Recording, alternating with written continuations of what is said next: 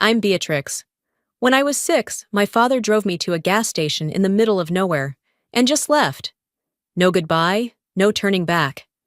I waited all night, thinking it was my fault. Turns out, that was only the beginning. My family didn't just abandon me, they erased me. From their home, from their memories, even from the family will. They said I was unstable, that I didn't belong. But what if the truth was never about me, but about what they were trying to hide? What kind of mother pays to make her child disappear? And why? After all these years, are they still afraid of my name? People talk about the moment their life changed like it's some big, dramatic event. A car crash, a diagnosis, a wedding gone wrong. But mine? Mine was quiet. I was 6 years old when my father pulled off the road and left me at a gas station in the middle of nowhere. No fireworks, no yelling, just the sound of tires on gravel and a door that never opened again. I still remember the smell in that car, old leather, stale coffee, and something else I couldn't place back then. Something like finality. He didn't say much during that drive, just hummed along to some dusty country song on the radio and nodded when I pointed out shapes in the clouds. I thought he was tired, or maybe he had something on his mind. What 6-year-old thinks, "This is the last time I'll see my dad?" When we pulled into Elmridge, I didn't even know the town's name. It was winter. The sky looked bruised, like it was holding back snow, and the gas station he chose felt ancient, like it had been forgotten by time. He parked near the edge, engine still running, and turned to me with a half-smile that didn't reach his eyes. "Hey, sweetheart, I need you to do me a favor, all right?" I nodded, eager to please, always eager to please. "Go inside and grab us 2 hot chocolates. I'll be right here." I'll be right here. I held on to those 4 words like a blanket. It didn't even occur to me not to trust him. I slipped out of the car, sneakers crunching over frozen dirt, and pushed open the glass door that jingled like an old wind chime. The man behind the counter looked like he'd been carved from stone. Barely glanced at me when I asked for the drinks. I remember the cup was too hot in my hands, and I kept switching back and forth as I waited for Dad to come through the door. 10 minutes passed, then 30, then an hour.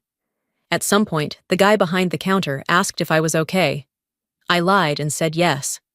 After all, Dad said he'd be right back. I just had to be patient. 2 hours later, I stepped outside and saw only an empty spot where the car had been. No tire marks, no note, just silence and that sinking, cold realization that something was horribly wrong. A police cruiser showed up around dusk. I don't even remember who called them. Maybe the gas station guy finally decided I wasn't just some lost kid waiting for a parent in a long line. The officers tried calling my mother. I watched them whisper to each other, their eyes flicking toward me, like I was some problem they didn't want to deal with. She said, "She doesn't want custody." One of them finally told the other, not knowing I could hear.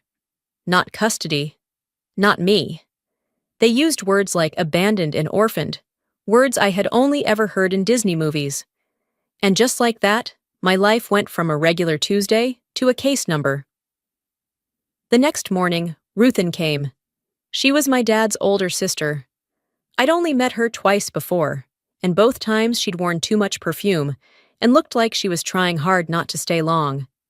This time, she looked like someone had smacked her across the face with bad news.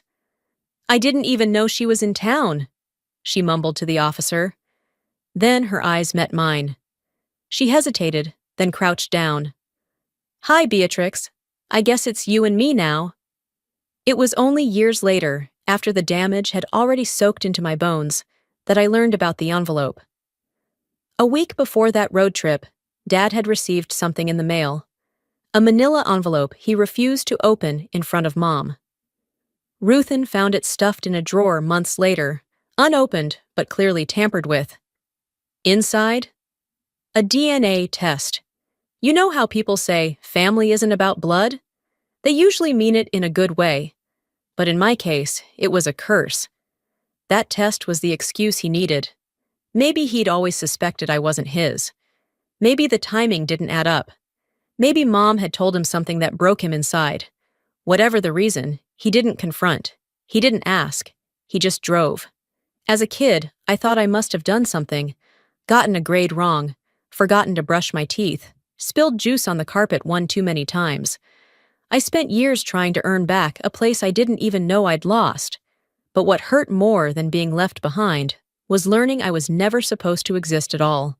I used to think that being left behind was the worst thing a parent could do to their child. But being forgotten, erased, cuts deeper. It doesn't leave bruises. It leaves blank spaces where love should have been. Ruthin didn't have much. Her bookstore smelled like paper, dust, and cinnamon gum. It was the only thing she inherited from her late husband, and most of the time, she seemed more overwhelmed than nurturing. Still, she cleared out the cramped storage room in the back and told me I could stay there as long as I needed. As long as I needed. The same way you tell someone you'll call them later, knowing you won't.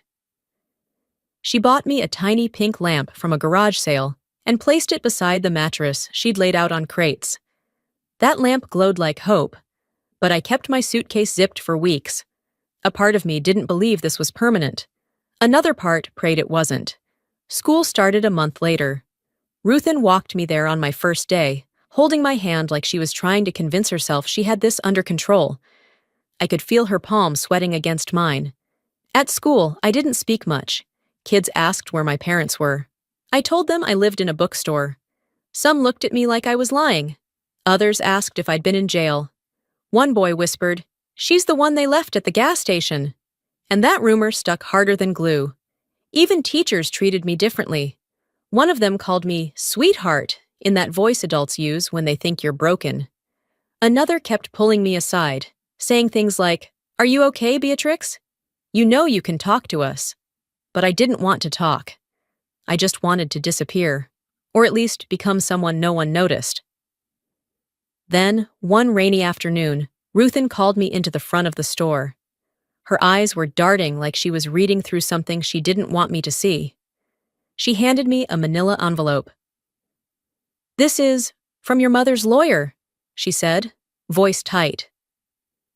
Inside were the court documents. Celeste Fenn, my mother in the legal sense, had signed away all parental rights. My name wasn't just crossed out, it was missing. Entire lines had been rewritten, like I'd never been there to begin with. "I didn't want you to see that," Ruthin muttered, trying to take it back. But I held it tighter. It didn't feel like losing something. It felt like being erased with intention. Later that night, I overheard Ruthin on the phone, whispering behind the stacks of hardcovers. "They told me not to talk about her, said it's better for everyone if she just fades out." Like she was a phase. A phase. That word hit harder than any slap. Years later, when I was old enough to open bank mail without asking, I found a strange statement in Ruthin's drawer. A quiet transfer had been made from Fenn and Maddox, LLP, to her account. A large amount. Dated around the time I moved in. When I asked her about it, her face dropped. "I didn't take it for me," she said quickly. "Your mother offered, no, demanded, that I take it if I was going to keep you. It wasn't hush money, I swear. I couldn't afford to feed you, Beatrix." The worst part? I believed her, and still, it stung. What was I? A responsibility someone got paid to carry? A monthly expense? Was I a child or just a transaction? I didn't cry. I didn't yell. I went to the back room, opened the drawer of the little pink lamp, and took out my notebook. I flipped past the pages of doodles and copied homework until I reached a blank page. With a dull pencil, I wrote one sentence and underlined it 3 times. Beatrix Fenn. No matter what they say. That night, I whispered it over and over, like a prayer to whatever God might still be listening. Because if they were going to spend their lives pretending I didn't exist, then I would spend mine proving I did. I didn't know it then, but I wasn't the only one being broken from the inside. I hadn't heard from Kian in over a decade, not since the day I watched his face from across a courtroom lobby as he held our mother's hand and turned his back to me. We didn't speak that day. We didn't even look each other in the eye, and I told myself it was better that way. So when his message appeared on my phone one night, "Do you ever think about them?" My breath caught like I'd stepped off a ledge. Them. My fingers hovered above the screen. Half of me wanted to delete it. The other half wanted to say yes. Every damn day. Instead, I stared at the blinking cursor. I thought of the journal under my bed, with my name written over and over like a lifeline. I thought of how many nights I'd wondered if Kian ever asked about me, if he remembered we were made from the same house, even if I was the one they burned down. Eventually, I replied, "Sometimes. Why?" He didn't answer right away. Kian had always been the favorite. The golden boy. The one who made honor roll, smiled on cue, and never left a single sock on the floor. Celeste used to introduce him at dinner parties, like a trophy she could take credit for. And yet, behind that perfect fen facade, something had started to shift. What I didn't know then, but he would later tell me, was that it began with a locked drawer in our father's office. Kian had been looking for a phone charger, of all things, a stupid little wire, but the drawer wouldn't budge. Curiosity got the better of him. He found the key taped under the desk, exactly where Magnus used to hide Christmas presents. Inside, instead of electronics or old tax forms, he found a thin file stamped confidential in red. He told me he almost didn't open it, that he stared at my name typed in bold letters across the top and felt his stomach twist. The report inside was clinical, emotionless. Terms like emotionally volatile, resistant to authority, and attachment issues were used like bullets on a page. I was 5 years old when that file was written. Why did they keep this? He asked me later. Why would they save something like that unless it meant something to them? I didn't have the heart to tell him I already knew. That file was their justification, their proof that I wasn't fit to be loved. And now, it was breaking him too. He started playing piano again. Secretly, quietly, only late at night, when the house was asleep. Not the classical crap our mother forced him into, but raw, dissonant chords. His own sound. He told me the music was the only thing that didn't feel like a lie. Then, one night, my phone lit up again. It was a voice note. I tapped play, and his voice came through, shaky but steady. "I think I understand now. And I'm sorry. I should have asked questions. I should have found you sooner. I didn't know how to be anything other than what they made me.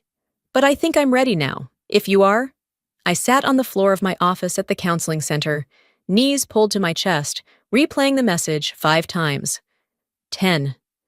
I closed my eyes and heard us as kids, chasing each other down the hallway. Before the silence. Before the divide. I typed one word and hit send. Coffee? I didn't know what I expected.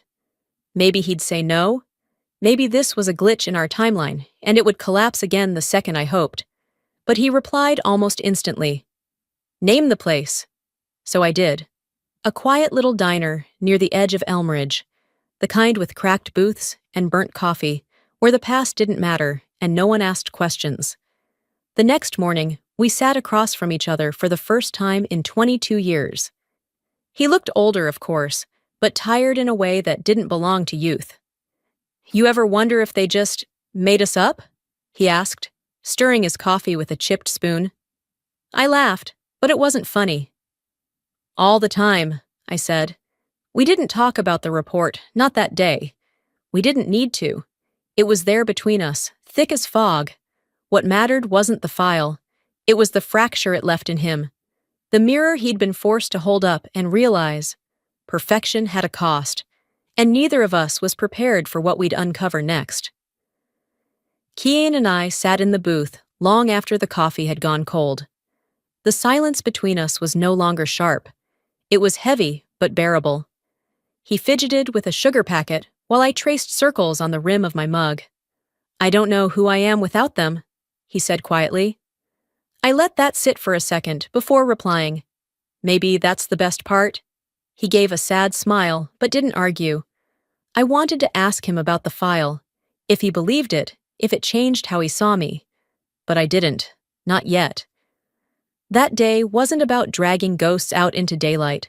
It was about recognizing that we both had them. After we said goodbye, I walked back to the bookstore with a strange ache in my chest. Not pain, not quite. More like the shifting weight of something long buried starting to stir. Ruthin was in the attic, digging through boxes for a community donation drive. I offered to help, partly out of guilt, partly out of restlessness. Most of it was junk. Old Christmas lights, paperback romances with yellowed pages, a broken lamp that had survived 3 moves. Then I spotted a metal folder shoved between 2 crates of outdated tax files. It was labeled in faded black marker, Fen, private. I knew better than to ignore something like that. Inside were papers, neatly clipped. Most were bland, property records, old bills. But near the bottom was a thick envelope, sealed with a wax stamp. My hands shook as I opened it. It was a copy of my grandfather's will. Not the version I'd seen referenced in the news or court summaries years ago. This one named 2 heirs, Beatrix Fenn. Me. I sat down hard on the attic floor, breath catching in my throat. Ruthin peeked over the edge of a box. "What is it?" I handed her the paper. Her eyes widened. God! I forgot this even existed." "You forgot?" My voice cracked. "Years ago," she said, almost in a whisper. "Celeste came by, said she was cleaning out some of the family records, asked if I had anything left over from your grandfather. I didn't remember this file. I thought it was just tax junk." "Why didn't you check?" My voice rose. "I didn't think she'd lie to me," Ruthin said, her face pale. "I didn't think." But she had. Of course she had. Celeste never asked questions without motive, and she'd clearly intended to erase any trace of me, legally, financially, historically. That night, I couldn't sleep. I laid awake replaying every moment I'd spent believing I was invisible, unwanted, a fluke. But this proved I wasn't just forgotten. I was eliminated. I pulled out the will again and reread the line with my name. It was right there. Black ink on aged paper. They didn't just throw me away. I whispered to no one. They buried me. The shame I'd carried for years, wondering what was wrong with me, why I couldn't be loved, morphed into something else. Not rage, not yet, but power. I wasn't broken. I was buried. There's a difference. The next morning, I called an old friend who'd gone into estate law. I didn't give her details, just asked a simple question. Hypothetically, what happens if someone illegally suppresses a legal heir? She paused, then said, "Depends." "But it's serious, like felony serious." I thanked her and hung up. My hands were steady as I filed the will into a locked drawer in my desk at the counseling center. Then I stood in the doorway, staring into the warm, quiet space I'd built for other people to heal. "They tried to erase me," I said aloud, to the books, the carpet, the silence. "Now let's see who they really are when the masks fall off." I didn't need revenge. I needed the truth to breathe. The folder hadn't left my desk since the night I found it. Sometimes I'd open it just to see my name on that page again, like I was making sure it was still real, still mine. But staring at truth and using it were 2 very different things. So I met with Serena, a former classmate turned estate lawyer. We sat across from each other in a booth at the only decent cafe in Elmridge, her laptop glowing between us and a stack of legal pads cluttering the table. She flipped through the scanned copy of the will, her brow furrowed. "It's valid," she said finally. "Your grandfather never signed a revocation or amendment. Unless they can produce one, this document holds weight." "And if they buried it on purpose?" "That's fraud, Beatrix. It's serious. But the second you act on this, publicly or legally, you're opening a door that won't close again. Are you sure?" I didn't answer. Not yet. Back at my office, I sat down with pen and paper, not a keyboard. I wanted the weight of every word I wrote to be felt. By me, by her. I wasn't angry, not in that moment. Just done being quiet. The letter was calm, measured, no threats, no accusations, just truth laid out like a chessboard. Celeste, I have come across a version of the will that names me as co-heir. It was not revoked. I understand what this means. I have no interest in a war, but if forced, I will defend my right to exist. I ask for discretion and resolution. Silence will not protect you anymore. Beatrix. I sent it through Serena's office using a bonded courier. Within 24 hours, I got a call from Ruthin. You sent it? She asked. Yes. She exhaled hard into the phone. You're brave. But listen. Celeste doesn't respond to polite. She responds to threat. That's not who I am, I told her. But it's who she is. 3 days passed. Nothing. On the 4th morning, I found Keon waiting on the front steps of my center, hoodie pulled up, duffel bag beside him. He looked like he hadn't slept. I'm leaving, he said. I blinked. What happened? She found out I helped you, said I was jeopardizing the family name. He laughed bitterly. Dad just sat there, polishing his glasses like we were talking about the weather. You don't have to do this, I said quietly. Yes, I do, he replied. They don't own me either. I wanted to say I was proud of him. I wanted to hug him. But all I could manage was to take his bag and bring him inside. That night, while he slept in the spare room, I checked my email. One new message. No sender name, no subject. Just a single sentence in the body. They're prepping a media campaign. You'll be the bitter illegitimate. Be ready. I didn't know who sent it. I didn't care. I stood up, walked out into the chill of the Elmridge night, and stared up at the moon. They think dragging me into the spotlight will break me, I whispered. Then I smiled. Tight, small, but real. They don't know what I've had to survive just to stand here. And just like that, they turned me into a headline. I woke up to my face staring back at me from a news alert. There it was, cropped from a photo I hadn't even known was taken. Me standing in front of the counseling center, arms crossed, tired eyes, hair pulled back on a windy day. Underneath it, the headline in bold, Estranged Daughter and Disoriented Son, the Fenn Family's Quiet Struggle. I clicked before I could even breathe. The article was glossy, clinical, designed to look balanced, but bleeding manipulation between every line. It painted me as a troubled, bitter outsider, estranged for years due to emotional volatility and unresolved personal issues. It described Kean as recently experiencing a mental health crisis and under close psychiatric review, citing an unnamed family source. There was no source. There was just Celeste. I dropped my phone. It clattered to the floor, screen still lit. Beatrix! Kean's voice echoed through the house. He stormed in from the guest room, his face pale and jaw clenched. He held his phone up like it was burning him. They said I'm in a facility. They're telling people I'm unstable, that I relapsed. You were never diagnosed with anything, I said, standing up. They don't care, he spat. She's telling people I broke down, that you triggered it, that I'm confused, too fragile to be taken seriously. She said I needed professional intervention. His hands shook. I haven't cried in 10 years, B. I think I'm about to now. I put my hand on his shoulder. You won't cry, not now, not over them. You're going to fight. He looked at me like he didn't know how. I'll help you, I promised. But we can't hide anymore.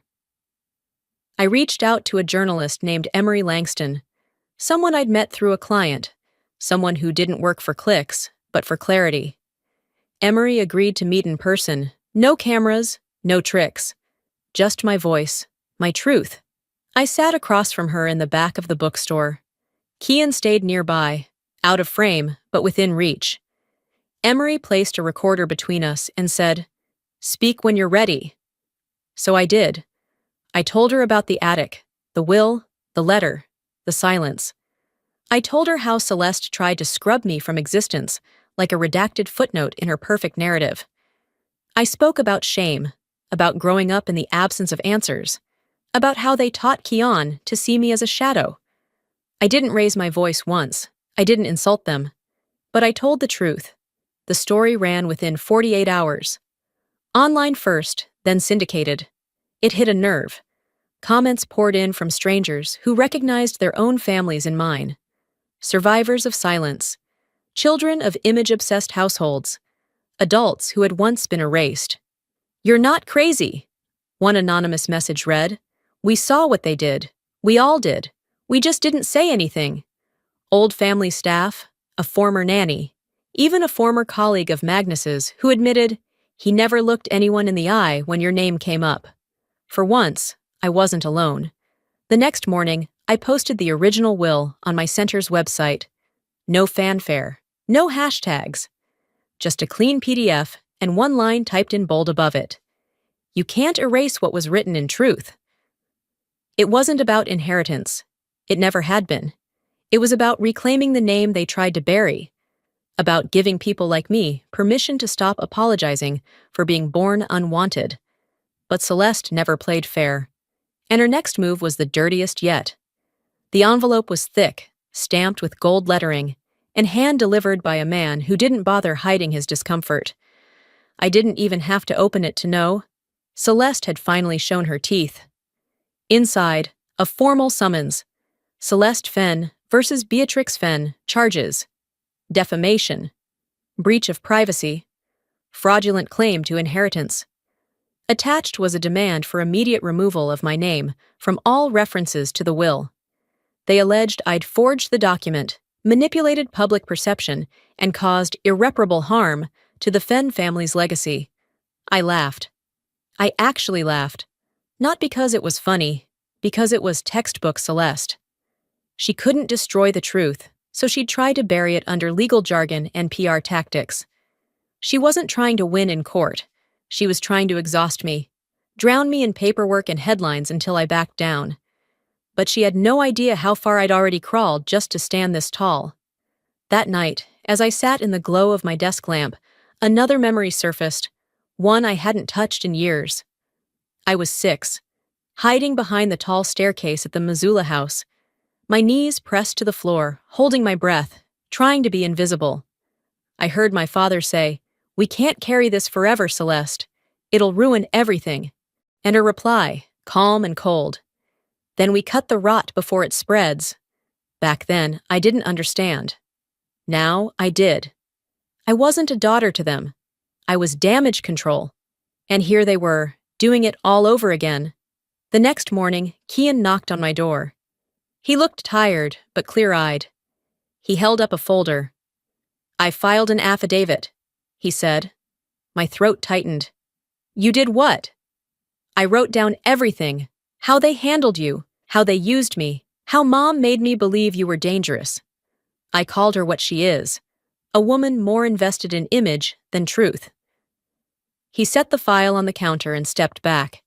If they're going to lie under oath, I won't stand next to them. When we walked into the Missoula courthouse that Friday morning, the air was thick with cameras and whispers. Sketch artists, reporters. Half of them didn't know who I was last month.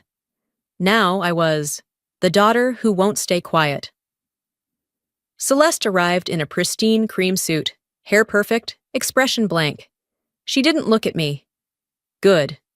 I sat at the petitioner's table. My hands didn't shake. When it was my turn, I stood. The room was dead quiet. "I'm not here to reclaim money," I said, my voice steady. "I'm not even here to punish. I'm here because when I was 6, I was thrown away. Now I'm being told I was never meant to belong in the first place. If being erased was their goal, then I'm standing here to prove I survived it." I sat back down. I didn't need applause. I needed the silence that followed. The next day, the internet exploded. Courtroom sketches of me facing down Celeste circulated like wildfire. Articles with titles like "The Daughter They Couldn't Silence" and "Family Erasure is Real, One Woman's Fight for Identity" trended nationally. I got emails from strangers, survivors, former staff. One woman, a retired housekeeper who used to work for the Fenns, simply wrote, "We knew. We all knew. I'm sorry." But I didn't feel triumphant. Not yet. Because the court wasn't the only place Celeste planned to fight, and she had one last card left to play. The room was too quiet, one of those soundproof conference spaces that made every breath feel louder than it should. Fluorescent lights buzzed softly above my head, and across from me, Celeste sat perfectly composed in a beige suit and pearl earrings, like nothing about this moment threatened her. But her eyes were different. There was no fire in them, no smugness, just calculation. Cold, clipped calculation. Her lawyer slid the document across the table toward me.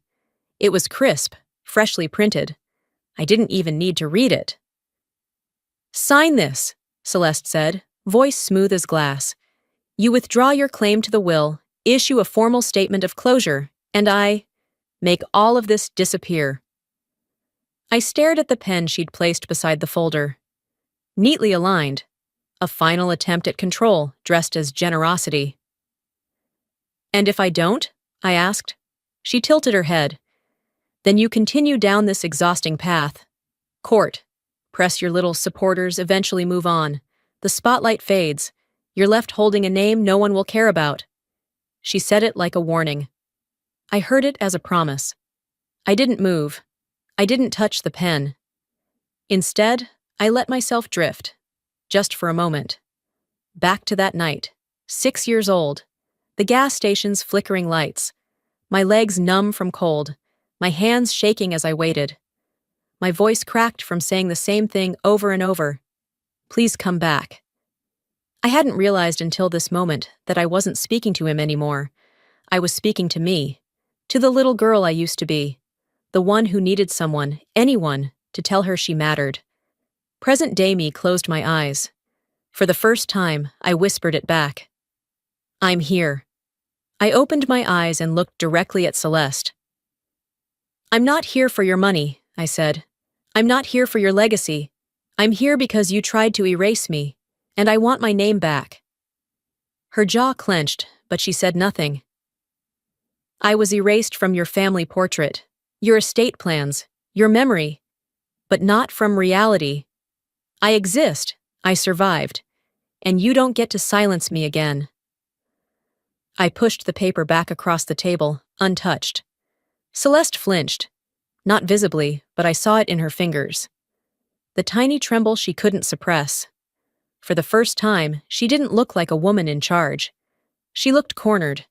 2 days later, the judge ruled in my favor. The will was upheld. I was legally reinstated as a rightful heir. Celeste's claims were dismissed. There was no jail time, no dramatic courtroom fall from grace. She left through a back exit, her lawyer shielding her from cameras. But she lost something she couldn't buy back. Her version of the story. And for a woman like Celeste, that was the real punishment. That night, I stood outside Haven House, the porch light casting long shadows across the street. I held a mug of tea in both hands, warm against the December air. Snow fell in lazy flurries around me. I closed my eyes and whispered. Not to her, not to the world, but to the little girl inside me, still waiting outside that gas station. You survived. You were never crazy. And they don't get to write your ending. I won the fight. But healing, that would take a different kind of strength. The headlines faded faster than I expected. 1 week, I was front-page material. Estranged daughter reclaims her name. And the next, I was just another story buried beneath the next scandal, the next outrage. I didn't miss the noise. Haven House returned to its rhythm. Kids laughing down the hallway, paint-smudged hands during art therapy, mismatched shoes piled by the music room door. People smiled when they passed me. Some hugged me. Others called me inspiring. I thanked them all, but inside I felt quiet. Not empty. Not exactly. Just still. It turns out winning doesn't put the pieces back. It doesn't unweight the hours I sat in the cold outside that gas station. It doesn't pull back the years of silence, of doubt, of shame. It just ends the war. Celeste never showed her face again. No press conferences, no interviews, no public rebuttal. She didn't even issue a formal apology. She didn't need to. People knew. That was enough. Kian cut contact, moved into a small apartment near the edge of town, and started teaching music therapy at Haven House. We worked in the same building most days, and sometimes we'd share lunch. But we didn't talk about her, not anymore. We just lived. I got used to the quiet, learned to enjoy the mundane. Grocery shopping with Ruthin on Saturdays. Early walks before the kids arrived. The smell of vanilla candles mixed with poster paint and hot cocoa in the winter. I stopped waiting for justice. I started looking for peace. One night in early January, I found a letter in the back of my closet. It was written in my handwriting, years old. Folded, worn, unsent. It was addressed to Celeste, page after page of questions. Why did you leave me? Why didn't you stop him? Why did you hate me for existing? I read it once, then again. Then I fed it into the fireplace. The paper curled and blackened, its edges crumbling before the flames even touched the ink. And just like that, I let it go. Some answers, I decided, don't matter anymore.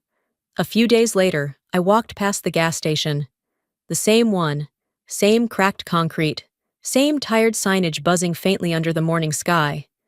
I hadn't been back since the night everything shattered. I was going to keep walking. Then I saw her.